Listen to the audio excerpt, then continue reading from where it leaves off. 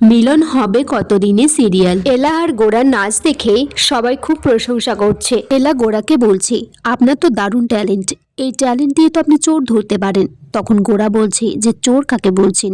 এলা বলছে যে আজকে চোর আর চোরাই মাল দুটোই ধরা পড়বে। তখন সেখানে মৈনাক আসে। এদিকে ঐশী কৃষকে বলছে, তুমি তো খুব তালকানা দেখছি, তুমি তো আমাকে হারিয়ে দিলে, একবার ফেলে দিচ্ছ, একবার আঁচল ধরে টানছো। সংযুক্তা তখন বলছে এলাকে যে তুমি তো বেশ নাচাতে পারো দেখছি, ছলে বলে কৌশলে গোড়াকে তো ভালোই নাচিয়ে ছাড়লে। এদিকে মিস্টার চৌধুরীরা গোড়ার কাছে ফোন করেছে, গয়নাটা তারা নিতে চাইছে। তখন এলা বলছে আমি এনে দিচ্ছি। এদিকে মৈনাক বলছে আমি কি তোমাকে হেল্প করব। এলা বলছে হুটহাট বাইরের লোক আমার বেডরুমে ঢুকে পড়ুক, আমি সেটা চাই না একদম। এলা তারপর রেমোকে নিয়ে যায় গয়নাটা নিয়ে আসার জন্য, কিন্তু এদিকে মৈনাক মেঘনাকে ফোন করে বলছে যে তাড়াতাড়ি করো, না হলে কিন্তু ধরা পড়ে যাবে তুমি। এদিকে এলা ঘরে ঢুকতেই তার আগেই মেঘনা সমস্ত গয়না অন্য সুটকেসে ভরে নিয়েছে। সে সিঁড়ি দিয়ে নিচে নামছে, তখন মৈনাক দেখে ভাবছে যাক কাজটা তাহলে হয়ে গেছে। মেঘনার স্বামী তখন মেঘনাকে জিজ্ঞাসা করছে, বলছে এত বড় ব্যাগ নিয়ে তুমি কোথায় যাচ্ছ। মেঘনা বলছে আমাকে একটু বাইরে ডিজাইনারে এগুলোকে নিয়ে যেতে হবে। এদিকে চৌধুরী উনিও বলছেন যে আমাদের কিন্তু খুব তাড়া আছে, তাড়াতাড়ি গয়নাগুলো নিয়ে আসুন। এলা তারপর বলে আমি গয়না নিয়ে চলে এসেছি। রেবেকে বলে সুটকেসটা খুলতে। সুটকেসটা খোলার পর দেখে সেখানে একটাও গয়না নেই। মিস্টার চৌধুরী বলছেন আপনারা কি ইয়ার্কি করছেন আমার সাথে, এই গয়না তো বাক্স পুরোই প্রায় ফাঁকা। তখন ঐশী বলছে এ কি, কোটি কোটি টাকার গয়না এখানে তো একটাও নেই। গোড়া তারপরে এলার কাছে জানতে চাই যে গয়নাগুলো কোথায় আছে।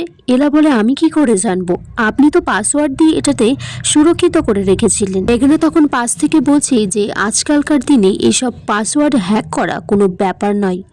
গোড়ার ঠামি এলাকে বলছে ঠিকই আছে, গরিব ঘরের মেয়ে তো, এতগুলো গয়না থেকে আসলে তুমি লোভ সামলাতে পারোনি। তারপর বাড়ির সকলে এলার উপর চাপ দিতে থাকে, বলে গয়নাগুলো কোথায় আছে তুমি বার করে দাও। মিস্টার চৌধুরীকে বলে যে নিশ্চয়ই কোথাও কোনো গন্ডগোল হয়েছে, আমরা দেখছি, আপনারা কিছু মনে করবেন না, একটু ওয়েট করুন। মেঘনা বলছে গয়নার দায়িত্বগুলো তো এলার ছিল। তখন গোড়াকে বলছে দাদা ভাই তুই বরঞ্চ এলাকেই জিজ্ঞাসা কর, তোর সাথেই তো কাল রাতে ঘুমিয়েছিল, আর পাসওয়ার্ডটা কোনোভাবে জেনে হয়তো গয়নাগুলো বাইরে বার করে দিয়েছে কোনোভাবে। গোড়া তখন বলছে যে এই দোষটা এলার নয়, কারণ কাল রাত্রে উনি এই গয়নাগুলোকে সুরক্ষিত রাখার জন্য খুব প্যানিক করছিলেন। উনি এই গয়নাগুলোকে নিয়ে বসেছিলেন পাহারা দেবার জন্য, কিন্তু আমি ওনাকে বলেছিলাম যে এই গয়নাগুলোর দায়িত্ব আমার থাকলো, আমি পাসওয়ার্ড দিয়ে এটাকে সুরক্ষিত রাখবো। তাই এখন যখন গয়নাগুলো হারিয়েই গেছে এই দোষটা পুরোপুরি আমার উপর। মেঘনা বলছে এই রে, আমি তো এলার উপর দোষ দিতে গিয়ে পুরোটা উল্টে দাদা ভাইয়ের উপরে চলে গেল। এলা তারপর গোড়ার কাছে জিজ্ঞাসা করে যে আপনি যে গয়নাগুলোর দায়িত্ব নিয়েছেন সেটা কি আর কাউকে বলেছেন। তখন গোড়া বলছে আমি তো এটা শুধু মৈনাককে বলেছিলাম, আর তো কেউ জানে না। তখন মেঘনা ভাবছে যে মৈনাক তার মানে সবটা জানতো, জেনে শুনে এটা করেছে, দাদা ভাইকে বিপদে ফেলেছে। ক্রিস তখন বলছে যে গয়নাগুলো যে নিয়ে যাবে, কাল তো বাইরে থেকে আমাদের বাড়িতে কেউ আসেনি, আর আমাদের বাড়ি থেকেও বাইরে কেউ যায়নি।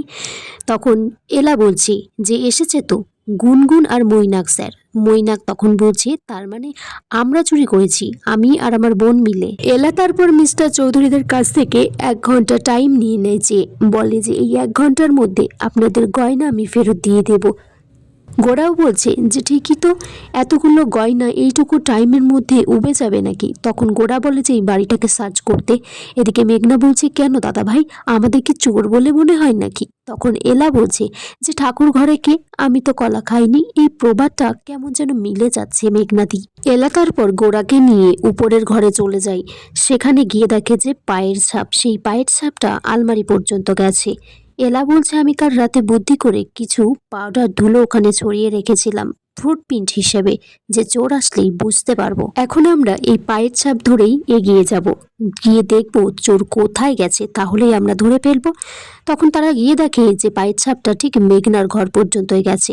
তারপর মেঘনা এদিকে নিচেই বলছে যে আমাকে তাড়াতাড়ি বাইরে যেতে হবে। গোরা বলছে তুই কোথাও যাবি না মেঘনা, তোর ব্যাগে কি আছে। বলছে কিছু জামা কাপড় আছে।